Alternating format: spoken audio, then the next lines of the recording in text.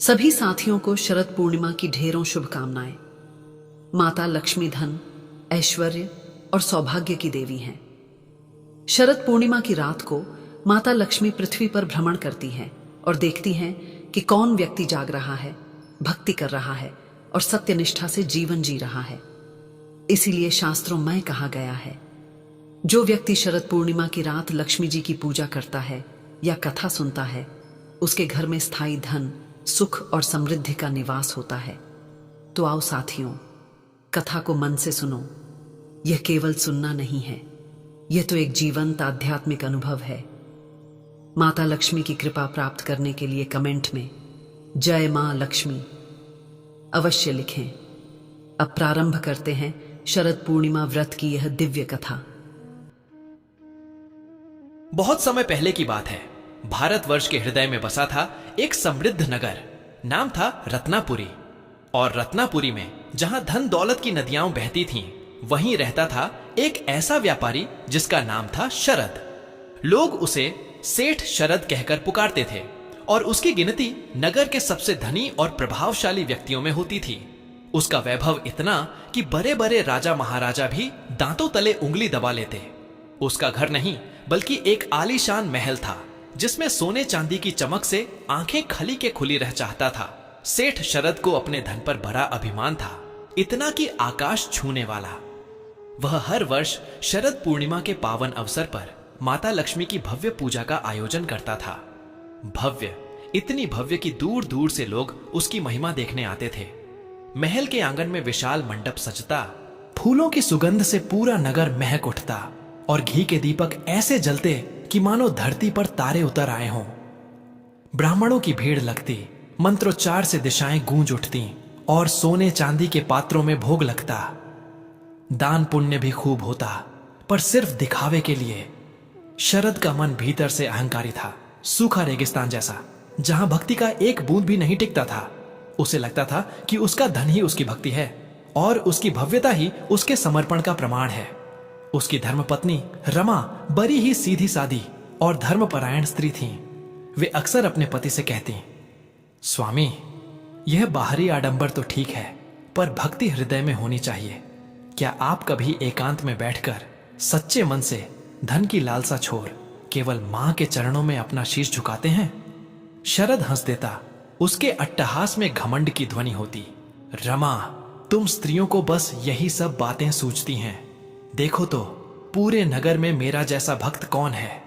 मेरी पूजा की धूम तो देवताओं तक पहुंचती होगी। क्या यही भक्ति नहीं? रमा मन मसोस कर रह जाती। उन्हें एक अनजानी आशंका घेरे रहती थी। उन्हें लगता था कि यह दिखावे की भक्ति कहीं उनके परिवार पर भारी न पड़ जाए। एक वर्ष फिर शरद पूर्णिमा आई। आकाश में दूधिया चांद अपनी 16 कलाओं से चमक रहा था। पूर्णिमा का अमृत बरस रहा था। सेठ शरद का महल इस वर्ष और भी अधिक रोशन था। हजारों दिए जगमगा रहे थे। चंदन और धूप की सुगंध वातावरण में घुल गई थी।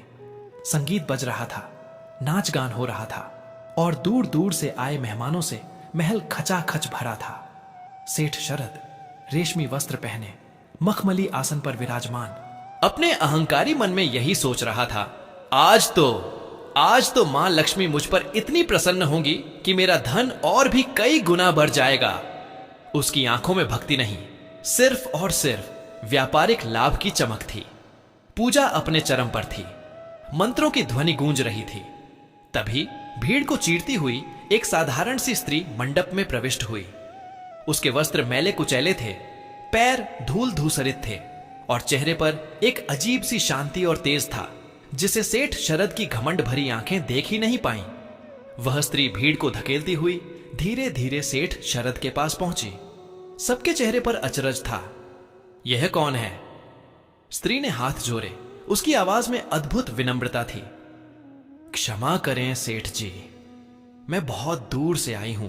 आपकी इस भव्य पूजा की ख्याति सुनकर मेरा मन हुआ कि मैं भी इस पुण्य के अवसर पर उपस्थित रहूं। सेठ शरद ने उसे घृणा से देखा। यह फटीचर कहां से आ गई मेरी पवित्र पूजा में? उसके मन ने सोचा। उसने अपना चेहरा सिकोड़ लिया। हां, बोलो, क्या चाहती हो? सेठ ने रूखे स्वर में कहा। स्त्री ने बड़े ही शांत भाव से पूछा, उसकी आंखों में एक गहरी मर्मस्पर्शी जिज्ञासा थी। सेठ जी, इतनी भव्यता, इतना आडंबर, क्या तुम्हारी इस पूजा में भक्ति है या बस यह सारा दिखावा है? क्या तुम्हारा मन भी उतना ही शुद्ध है जितना यह घी का दीपक? उसके शब्द सीधे शरद के हृदय पर चोट कर रहे थे, पर उसका अहंकार उन्हें महसूस नहीं होने दे रहा था। शरद का चेहरा क्रोध से तमतमा उठा। कौन है यह अभागिन जो मेरे पवित्र कार्य में विघ्न डाल रही है, मेरी भक्ति पर प्रश्न उठा रही है? चुप रहो मूर्ख स्त्री, शरद दहाड़ा। तुम्हारी क्या औकात है कि तुम मुझ जैसे धनी और भक्त सेठ की पूजा पर सवाल उठाओ? देखो तो, मेरे महल की रोशनी, मेरे दान की कीर्ति, क्या यह सब दिखावा लगता है तुम्हें? हट जाओ यहां से। तुम्हारे जैसे कंगाल और मैले कुचैले लोग इस पवित्र स्थान को अपवित्र कर रहे हैं।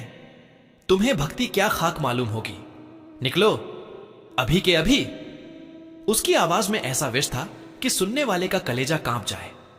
उस स्त्री की आंखों में एक पल को गहरा दुख उभरा, जैसे किसी ने उसके हृदय को छलनी कर दिया हो। उसकी आंखों से एक अदृश्य आंसू की बूंद टपकी, पर किसी ने देखा नहीं। उसने एक लंबी गहरी सांस ली, जैसे उस स्थान की सारी नकारात्मकता को भीतर समेट रही हो। फिर उसने एक अंतिम बार सेठ शरद की ओर देखा। उसकी आंखों में कोई क्रोध नहीं था, सिर्फ अपार करुणा और एक अटल निश्चय था। उसने धीरे से अपने हाथ छोड़े, फिर मुड़कर बिना एक शब्द कहे उसी भीड़ में गुम हो गई जहां से वह आई थी। रमा, जो पास ही खड़ी थी, ने यह सब देखा और उनका हृदय कांप उठा। उनके मन में आया कि वे उस स्त्री का हाथ पकड़कर उसे रोक लें, उससे क्षमा मांगे, पर सेठ शरद के क्रोध के आगे उनकी हिम्मत नहीं हुई। उन्हें लगा, हाय रे, ये अपने ही हाथों से अपना सर्वनाश कर रहे हैं। रात गहरी होने लगी थी। पूजा समाप्त हुई, मेहमान चले गए और सेठ शरद अपनी जीत की भावना में डूबा अपने भव्य शयन कक्ष में सोने चला गया। उसे क्या पता था कि वह रात उसके जीवन की सबसे काली रात बनने वाली थी। उसी रात, भयावह रात। आधी रात का समय था जब शरद गहरी नींद में सो रहा था। अचानक उसे कुछ जलने की गंध महसूस हुई। उसकी आंख खुली तो देखा उसके महल के एक कोने से आग की लपटें उठ रही थीं। आग! वह हड़बड़ाकर उठा। उसने शोर मचाना चाहा, पर आवाज गले में ही अटक गई। देखते ही देखते आग पूरे महल में फैलने लगी, मानो किसी अदृश्य शक्ति ने तय कर लिया हो कि इस घमंड के महल को भस्म कर देना है। शरद और रमा बच्चों को लेकर जैसे तैसे अपनी जान बचाकर बाहर भागे। बाहर जाकर देखा तो आग विकराल रूप ले चुकी थी। उनकी आंखों के सामने उनका पूरा साम्राज्य राख में बदल रहा था। हीरे जवाहरात, सोने चांदी के भंडार, रेशमी वस्त्र, बहुमूल्य कलाकृतियां, सब कुछ जलकर खाक हो रहा था। शरद की आंखों से आंसू नहीं, बल्कि विश्वास की टूटी दीवारें गिर रही थीं। उसके मुंह से चीख निकली, नहीं, यह नहीं हो सकता, मेरी सारी दौलत, हे भगवान। अभी यह दुख कम न हुआ था कि अगली सुबह और भी बुरी खबरें आईं। उसके गोदामों में चोरी हो गई थी, सारी फसल गायब थी। उसके समुद्री व्यापार के जहाज तूफान में डूब गए थे। जिन व्यापारियों को उसने भारी रकम उधार दी थी, वे कंगाल हो गए या धोखा देकर भाग गए। एक के बाद एक ऐसी खबरें आने लगीं जैसे किसी ने सारी आपदाएं एक साथ उसके पीछे लगा दी हों। शरद का शरीर कांप रहा था, उसका मन भीतर से टूट चुका था। जो सेठ कल तक शान से सिर उठाकर चलता था, आज वह भिखारियों से भी बदतर हालत में जमीन पर बैठा था। उसका सारा मान सम्मान, उसका सारा वैभव, उसका सारा अहंकार, सब कुछ मिट्टी में मिल गया था। रमा ने उसे सहारा दिया। उनकी भी आंखों में आंसू थे, पर वे हिम्मत बनाए हुए थीं। स्वामी, धैर्य रखिए, ये सब धन दौलत बाहरी चीजें हैं, परिवार सलामत है, यही बड़ी बात है। पर शरद उनकी बात सुनने की स्थिति में नहीं था। वह बार बार दीवार से सिर मार रहा था। मेरा क्या होगा? मैंने क्या किया था? लक्ष्मी मां, आपने ऐसा क्यों किया? दिन बीतते गए और सेठ शरद, जो अब सिर्फ शरद रह गया था, दर दर भटकने लगा। कभी जो लोग उसके आगे पीछे घूमते थे, आज वे उसे मुंह भी नहीं लगाते थे। कुछ लोग तो उस पर हंसते थे, देखो कल का सेठ, आज का भिखारी। सब घमंड का नतीजा है। उसके बच्चे भूखे रहने लगे। रमा को लोगों के घरों में झाड़ू बर्तन का काम करना पड़ा। शरद यह सब देखता तो उसका कलेजा चिढ़ जाता। उसे अपनी पुरानी बातें, अपना अहंकार, उस साधारण स्त्री का अपमान, सब कुछ याद आने लगा। एक एक शब्द उसके कान में गूंज रहा था। क्या तुम्हारी पूजा में भक्ति है या दिखावा? वह रात रात भर सो नहीं पाता था। भूख प्यास से उसका शरीर सूख गया था, पर उससे ज्यादा उसका मन सूख गया था। वह किसी पीपल के पैर के नीचे बैठा था। एक दिन अपने भाग्य को कोस रहा था। अचानक उसके सामने एक भिखारी आया और उसे अपनी थाली में से एक रोटी का टुकड़ा दिया। भाई, तुम भी भूखे लगते हो, थोड़ा खा लो। शरद ने जीवन में कभी किसी भिखारी से कुछ नहीं लिया था, हमेशा दिया ही था, पर बड़े ही अहंकार से। आज उस रोटी के टुकड़े ने उसकी आंखों में आंसू ला दिए। किसी ने उसे इस अवस्था में बिना किसी अपेक्षा के कुछ दिया था। यह प्रेम था, यह करुणा थी। उसे लगा, ओह, मैं कितना अंधा था। मैंने कभी किसी को इस प्रेम से कुछ नहीं दिया। मैंने तो बस अपने धन का रोब झाड़ा। उसे उस दिन उस साधारण स्त्री के शब्द याद आए, क्या तुम्हारे मन में भी उतनी ही शुद्धता है जितना इस घी का दीपक? उस दिन उसे पहली बार अपने अहंकार का वजन महसूस हुआ। वह रोया, फूट फूट कर रोया। उसका रोना ऐसा था जैसे वर्षों का जमा हुआ विष बाहर निकल रहा हो। यह दिखावे का रोना नहीं था, यह हृदय की गहराइयों से निकला पश्चाताप था। उस दिन के बाद शरद का जीवन पूरी तरह बदल गया। वह अब धन कमाने की नहीं, बल्कि अपने मन की शांति खोजने की राह पर चल पड़ा। उसने लोगों से भीख मांगना छोड़ दिया और छोटे मोटे काम करके अपना पेट भरने लगा। वह दिहाड़ी मजदूरी करता, मंदिरों में साफ सफाई करता, लोगों की सेवा करता। अब उसकी बातों में विनम्रता आ गई थी, उसके व्यवहार में सौम्यता। वह किसी से कुछ नहीं मांगता था, बस जो मिल जाता उसी में संतोष करता। उसने अपने बच्चों को भी यही सिखाया कि धन दौलत से बड़ी चीज है मनुष्यता और नम्रता। उसने फिर से माता लक्ष्मी की पूजा शुरू की, पर इस बार वह पूजा महल में नहीं, बल्कि एक छोटे से खंडहर नुमा घर में थी। उसके पास न तो सोने चांदी के पात्र थे, न हजारों दिए, बस एक छोटा सा मिट्टी का दिया था, जिसमें उसने बड़ी मुश्किल से थोड़ा सा घी जुटाया था।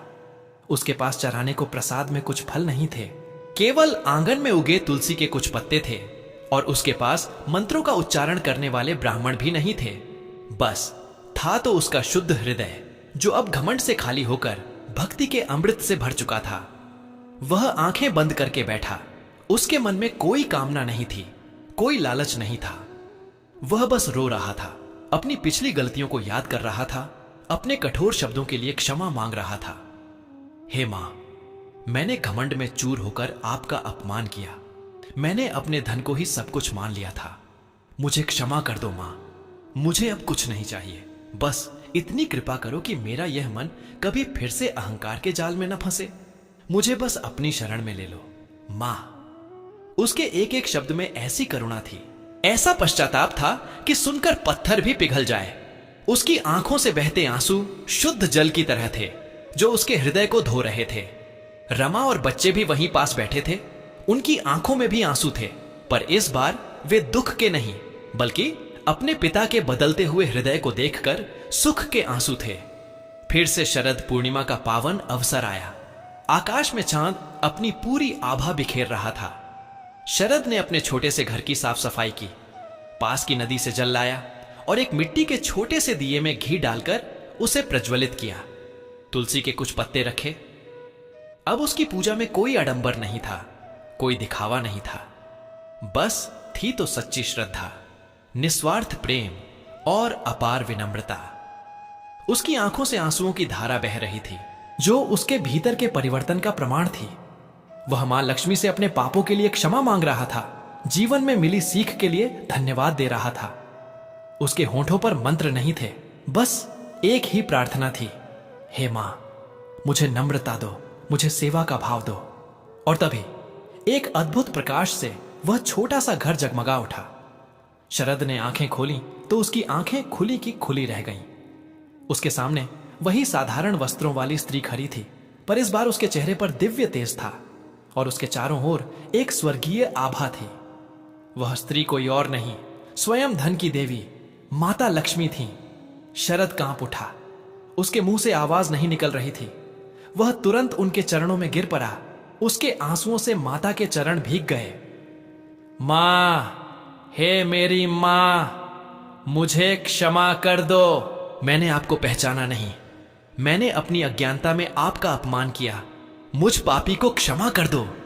वह फूट फूट कर रोने लगा। उसका शरीर हिचकियों से हिल रहा था। उसके भीतर का सारा घमंड, सारी पीड़ा, सारा पश्चाताप आंसुओं के रूप में बह रहा था। माता लक्ष्मी ने उसे सहलाकर उठाया। उनके स्पर्श में इतनी शीतलता थी कि शरद का सारा दुख, सारी थकान दूर हो गई। माता मुस्कुराई। उनकी मुस्कान में असीम प्रेम और करुणा थी। उठो वत्स, मैंने तुम्हारा पश्चाताप देख लिया है। तुम्हारे आंसुओं ने तुम्हारे हृदय को शुद्ध कर दिया है। शरद की आंखों में अभी भी आंसू थे, पर इस बार वे सुकून के आंसू थे। मां, मुझे बस इतनी कृपा दो कि जीवन में कभी फिर अहंकार ना आए। मुझे धन नहीं चाहिए मां, बस आपकी यह सीख याद रहे कि नम्रता ही सच्ची संपत्ति है। माता लक्ष्मी ने स्नेह से उसके सिर पर हाथ फेरा और कहा। उनके शब्द अमृत वर्षा कर रहे थे। वत्स, तुम्हें अब समझ आ गया है। जहां नम्रता नहीं होती, जहां अहंकार होता है, जहां सिर्फ दिखावा होता है, वहां मैं नहीं रहती। मैं वहीं वास करती हूं जहां हृदय में शुद्ध भक्ति हो, दूसरों के प्रति करुणा हो और मन में विनम्रता हो।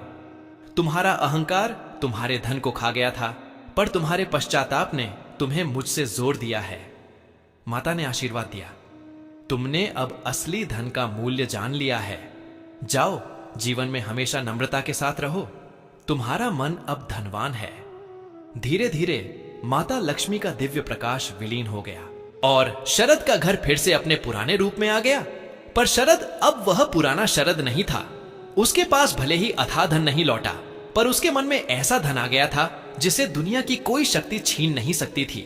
संतोष, विनम्रता और सच्ची भक्ति। वह और उसका परिवार छोटे मोटे काम करते हुए भी सुखी और समृद्ध थे, क्योंकि उनके मन में अब कोई लोभ, कोई अहंकार नहीं था। वे जानते थे कि सच्ची लक्ष्मी पैसे में नहीं, बल्कि प्रेम, करुणा और नम्रता भरे हृदय में वास करती है। और यह ज्ञान उनके लिए किसी भी दौलत से कहीं बढ़कर था। लोग अब उसे सेठ नहीं, बल्कि संत शरद कहने लगे थे, और उसकी कथा आज भी लोगों को विनम्रता का पाठ पढ़ाती है। यह कथा हमें सिखाती है कि जीवन में धन दौलत आती जाती रहेगी, पर सच्चा मान और सम्मान केवल नम्रता और सद्गुणों से ही मिलता है। यही सच्ची श्री है और यही सच्चा धन भी है। प्रिय साथियों, इस वीडियो में शरद पूर्णिमा की पावन व्रत कथा यहीं पर समापन होती है। हम सच्चे मन से कामना करते हैं कि मां लक्ष्मी जी की असीम कृपा आप सभी पर सदा बनी रहे। आपके जीवन में हमेशा सुख, शांति, समृद्धि और सकारात्मक ऊर्जा का प्रवाह बना रहे। यह पावन दिन न केवल भक्ति और श्रद्धा से हृदय को भर देता है, बल्कि हमारे जीवन में एकता, प्रेम और आस्था का सुंदर संदेश भी लेकर आता है। शरद पूर्णिमा की व्रत कथा को प्रेम पूर्वक सुनने के लिए आप सभी का हृदय से बहुत बहुत धन्यवाद। कृपया अपने विचार और अनुभव हमें कमेंट्स में जरूर बताएं। और हाँ, जय मां लक्ष्मी लिखना बिल्कुल न भूलें। आपके द्वारा किए गए कमेंट्स न केवल आपको प्रेरित करेंगे, बल्कि अन्य दर्शकों के लिए भी भक्ति और श्रद्धा का स्रोत बनेंगे। जय मां लक्ष्मी।